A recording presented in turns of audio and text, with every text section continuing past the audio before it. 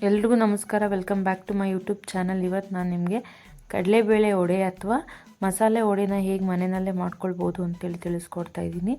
ಯಾರೆಲ್ಲ ನನ್ನ ಚಾನಲ್ನ ಇನ್ನೂ ಸಬ್ಸ್ಕ್ರೈಬ್ ಮಾಡ್ಕೊಂಡಿಲ್ಲ ಸಬ್ಸ್ಕ್ರೈಬ್ ಮಾಡ್ಕೊಳ್ಳಿ ಅಂತ ಹೇಳ್ತಾ ಇವತ್ತಿನ ವಿಡಿಯೋನ ಶುರು ಮಾಡೋಣ. ಮೊದಲಿಗೆ ಒಂದು ಬೌಲ್ನಲ್ಲಿ 3 ಕಪ್ ಆಗೋಷ್ಟು ಕಡಲೆಬೇಳೆ ಮತ್ತು ಅರ್ಧ ಕಪ್ ಆಗೋಷ್ಟು ಉದ್ದಿನಬೇಳೆ, 2 ರಿಂದ 3 ಚಮಚ ಅವಲಕ್ಕಿನ ನಾನಿಲ್ಲಿ ಚೆನ್ನಾಗಿ ತೊಳೆದು ಮತ್ತು ಅದಕ್ಕೆ ಎಷ್ಟು ನೀರು ಬೇಕೋ ಅಷ್ಟು ನೀರನ್ನು ಹಾಕಿ 2 ರಿಂದ 3 ಗಂಟೆಗಳ ಕಾಲ ನೆನೆ ಇಟ್ಕೊಂಡಿದ್ದೀನಿ. ಮತ್ತು ಮಸಾಲೆಗೆ ನಾನಿಲ್ಲಿ ಸ್ವಲ್ಪ ಬೆಳ್ಳುಳ್ಳಿ,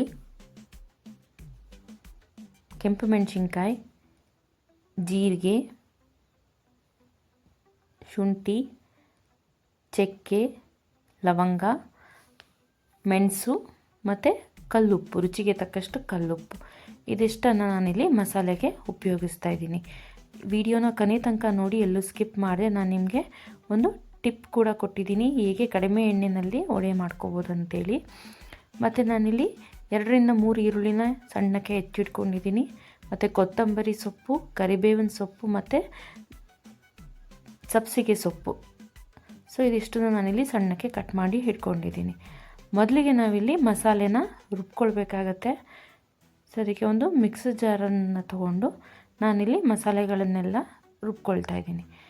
ಮೊದಲಿಗೆ ನಾನಿಲ್ಲಿ ಈಗ ಆಲ್ರೆಡಿ ಹೇಳಿದ ಹಾಗೆ ಶುಂಠಿ, ಬೆಳ್ಳುಳ್ಳಿ, ಕೆಂಪು ಮೆಣಸಿನಕಾಯಿ, ಜೀರಿಗೆ, ಕಲ್ಲುಪ್ಪು, ಮೆಣಸು, ಚಕ್ಕೆ, ಲವಂಗ, ಇದಿಷ್ಟನ್ನು ಹಾಕ್ಕೊಂಡು ನಾವು ತರಿತರಿಯಾಗಿ ರುಬ್ಕೊಳ್ಬೇಕು.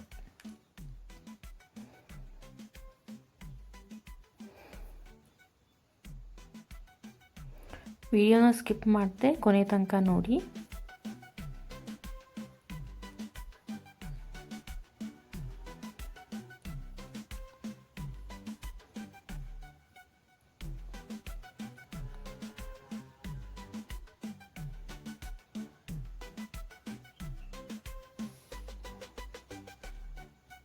ಈ ಮಸಾಲೆನೆಲ್ಲ ನಾವಿಲ್ಲಿ ಹೀಗೆ ಜಾರಿಗೆ ಹಾಕ್ಕೊಂಡು ತರಿಯಾಗಿ ರುಬ್ಕೊಂಡು ಬರಬೇಕು.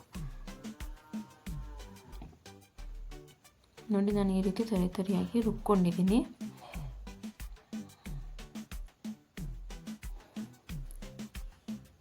ನಂತರ ನಾವಿಲ್ಲಿ ಏನು ಕಾಳನ್ನು ನೆನೆ ಹಾಕಿಟ್ಕೊಂಡಿದ್ವಿ 3 ರಿಂದ 4 ಗಂಟೆ, ಆ ಕಾಳನ್ನು ನಾವಿಲ್ಲಿ ಮಿಕ್ಸರ್ ಜಾರಿಗೆ ಸೇರಿಸ್ಕೊಳ್ತಾ ಇದ್ದೀನಿ. ಇದನ್ನು ನೀವು ತರಿಯಾಗಿ ರುಬ್ಕೊಂಡು ಬರಬೇಕು. ಇದಕ್ಕೆ ಯಾವುದೇ ರೀತಿ ನೀರನ್ನು ಆ್ಯಡ್ ಮಾಡೋ ಅವಶ್ಯಕತೆ ಇಲ್ಲ.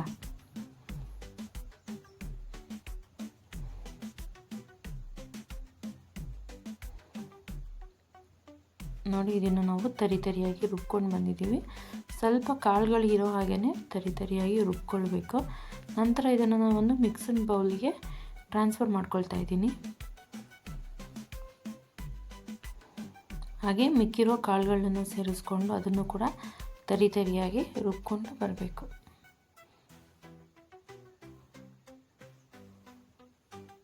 ಚೆನ್ನಾಗಿ ತರಿಯಾಗಿ ರುಬ್ಕೊಳ್ಬೇಕು. ಇದನ್ನು ಕಾಳುಗಳಿರೋ ಹಾಗೆಯೇ, ನೀರನ್ನು ಆ್ಯಡ್ ಮಾಡೋ ಅವಶ್ಯಕತೆ ಇಲ್ಲ.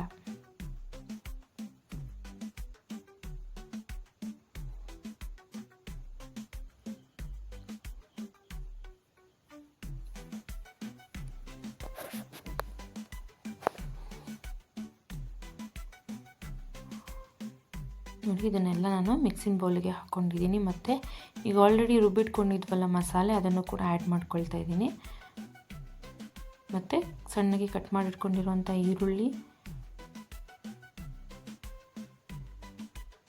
ಕೊತ್ತಂಬರಿ ಸೊಪ್ಪು, ಕರಿಬೇವಿನ ಸೊಪ್ಪು ಮತ್ತು ಸಬ್ಬಕ್ಕಿ ಸೊಪ್ಪು,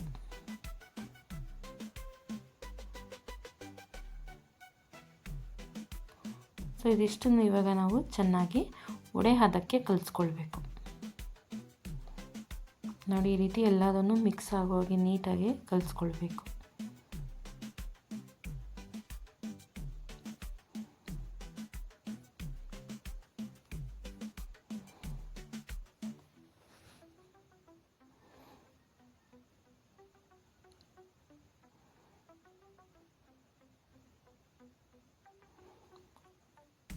ಕಾಳು, ಮಸಾಲೆ ಮತ್ತು ಈರುಳ್ಳಿ, ಸಬ್ಸಿಗೆ ಸೊಪ್ಪು ಇದೆಲ್ಲ ಚೆನ್ನಾಗಿ ಮಿಕ್ಸ್ ಆಗೋ ರೀತಿ ಚೆನ್ನಾಗಿ ಕಲಿಸ್ಕೊಳ್ಬೇಕು. ನೋಡಿ, ಈ ರೀತಿ ಕಲಿಸ್ಕೊಂಡಿದ ನಂತರ ಇದು ಉಂಡೆ ಕಟ್ಟೋಕ್ಕಾಗ್ತದೆ ಅಂತ ಅಂದರೆ ಮಸಾಲೆ ಚೆನ್ನಾಗಿ ಮಿಕ್ಸ್ ಆಗಿದೆ ಅಂತ. ಸೊ ಇವಾಗ ಇದು ವಡೆಗೆ ರೆಡಿ ಇದೆ ಅಂತ. ಹಿಟ್ಟು ವಡೆ ಮಾಡೋದಕ್ಕೆ ರೆಡಿ ಇದೆ ಅಂದರೆ ಆ ರೀತಿ ನಾವು ಉಂಡೆ ಕಟ್ಬೋದು. ನಂತರ ಇಲ್ಲೊಂದು ಬಾಣಲಿನಲ್ಲಿ ನಾನು ಎಣ್ಣೆನ ಕಾಯಕ್ಕೆ ಇಟ್ಕೊಂಡಿದ್ದೀನಿ. ಇವತ್ತಿನ ಟಿಪ್ ಏನಂತ ಅಂದರೆ, ವಡೆ ಎಣ್ಣೆನ ಕಮ್ಮಿ ಅಬ್ಸರ್ವ್ ಮಾಡಬೇಕಂತಂದರೆ ನಾವೇನು ಮಾಡಬೇಕಂದ್ರೆ, ಎರಡು ಕಾಳು ಎಣ್ಣೆ ಬಿಸಿ ಇದ್ದಾಗ ಉಪ್ಪನ್ನು ಸೇರಿಸ್ಕೊಂಡ್ರೆ ಹರಳುಪ್ಪನ್ನು ನಾವೇನು ಕರಿತೀವಿ ಅದು ಎಣ್ಣೆನ ಕಮ್ಮಿ ಅಬ್ಸರ್ವ್ ಮಾಡ್ಕೊಳ್ಳುತ್ತೆ. ಸೊ ಮತ್ತು ನಾವಿಲ್ಲಿ ವಡೆಗಳನ್ನು ಹಾಕ್ಕೊಳ್ತಾ ಇದ್ದೀವಿ. ವಡೆ ಹದ್ದಕ್ಕೆ ನಾವು ಅದನ್ನು ತಟ್ಟಿ ಎಣ್ಣೆಯಲ್ಲಿ ಬಿಡ್ತಾ ಇದ್ದೀವಿ.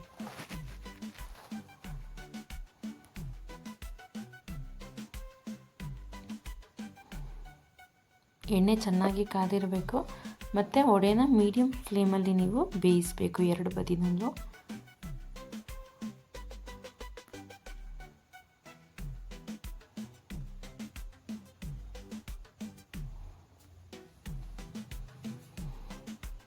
ನೋಡಿ, ರೀತಿ ಕಡ್ಡಿ ಸಹಾಯದಿಂದ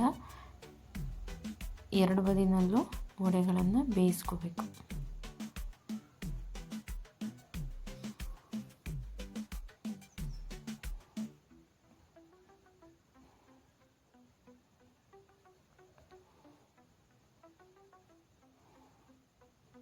ಲೈಟ್ ಗೋಲ್ಡನ್ ಬ್ರೌನ್ ಆಗೋ ತನಕ ನಾವು ವಡೆನ ಚೆನ್ನಾಗಿ ಬೇಯಿಸ್ಕೋಬೇಕು.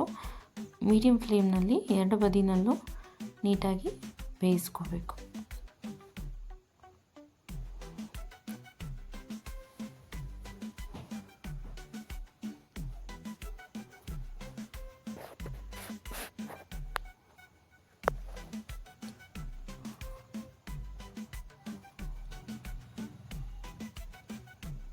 ನೋಡಿ, ಇವಾಗ ಇದು ವಡೆಗಳು ಚೆನ್ನಾಗಿ ಬೆಂದಿದೆ, ಲೈಟ್ ಗೋಲ್ಡನ್ ಬ್ರೌನ್ ಆಗಿದೆ. ಇವಾಗ ಇದನ್ನು ನಾವು ಸರ್ವಿಂಗ್ ಪ್ಲೇಟ್ಗೆ ಟ್ರಾನ್ಸ್ಫರ್ ಮಾಡ್ಕೋಬೇಕು. ನೋಡಿ, ವಡೆಗಳು ಚೆನ್ನಾಗಿ ಬೆಂದಿದೆ. ಸೊ ಈ ರೀತಿ ಸರ್ವಿಂಗ್ ಪ್ಲೇಟ್ಗೆ ಟ್ರಾನ್ಸ್ಫರ್ ಮಾಡಿಕೊಂಡ್ರೆ ಗರಿ ಗರಿಯಾದ ಕಡಲೆಬೇಳೆ ವಡೆ ಅಥವಾ ಮಸಾಲೆ ವಡೆ ರೆಡಿ. ಸೊ ನೀವು ಇದೇ ರೀತಿ ಮಾಡ್ತೀರಾ ಅಂತ ಹೇಳಿ ಕಮೆಂಟ್ ಸೆಕ್ಷನಲ್ಲಿ ನನಗೆ ತಿಳಿಸಿ. ಮತ್ತು ನೀವು ಟ್ರೈ ಮಾಡಿದ್ರಿ ಹೇಗೆ ಬಂತು ಅಂತೇಳಿ ಕೂಡ ನನಗೆ ಕಮೆಂಟ್ ಸೆಕ್ಷನಲ್ಲಿ ತಿಳಿಸ್ಕೊಡಿ. Thank you.